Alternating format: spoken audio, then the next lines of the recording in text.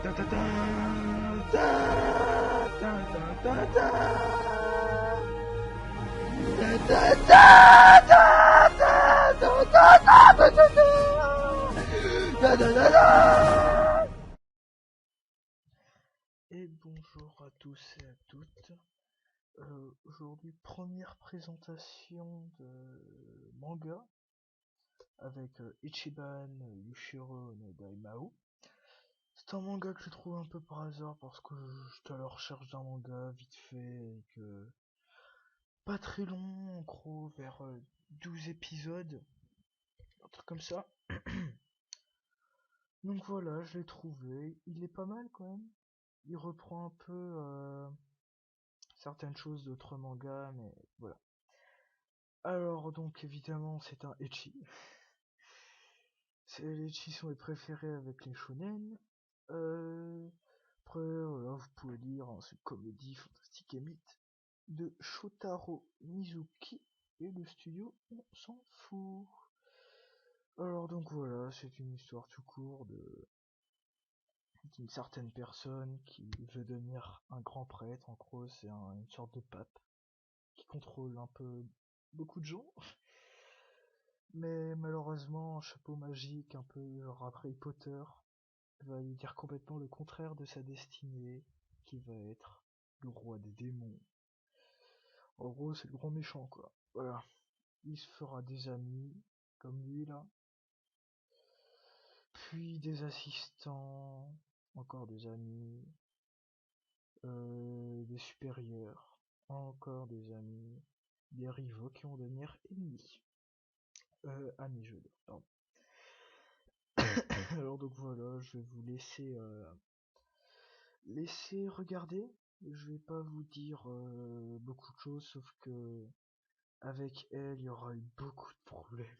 Si vous regardez bien le manga en entier, vous verrez, vous comprendrez pourquoi. Ensuite, voilà, donc c'est pas mal. Et voilà, et maintenant, c'est le moment du spoil. Alors, donc, à la fin, si jamais vous voulez regarder sans être spoilé, au revoir. Mais bon, voilà. Alors, le spoil, à la fin, comme vous avez pu voir avant, elle, elle va faire partie un peu des personnages principaux. Et le truc, c'est que, bah, voilà, ils vont savoir qu'il va être un grand démon, le roi des démons. Ils vont tous se battre contre lui, la plupart de ses amis avec, des ennemis aussi, même des rivaux de ses amis. Et en fait, le roi des démons va réussir sa mission. Ce sera de sauver cette fille, qu'il la considère un peu comme une sœur. Et puis il sera, comment dire,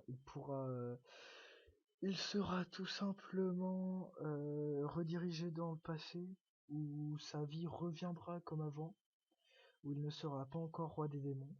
Enfin, c'est ce qu'on pensera après qu'il repassera près du chapeau et qu'il lui dira à nouveau qu'il sera roi des démons. Voilà, donc j'espère que ça vous aura plu, vite fait.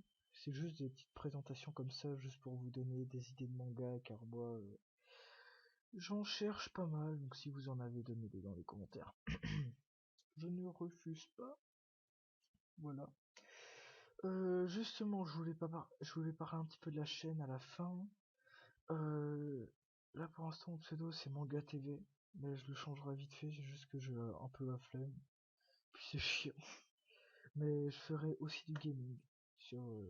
Voilà. Je ferai des mangas, des présentations, des débats, mais aussi du gaming.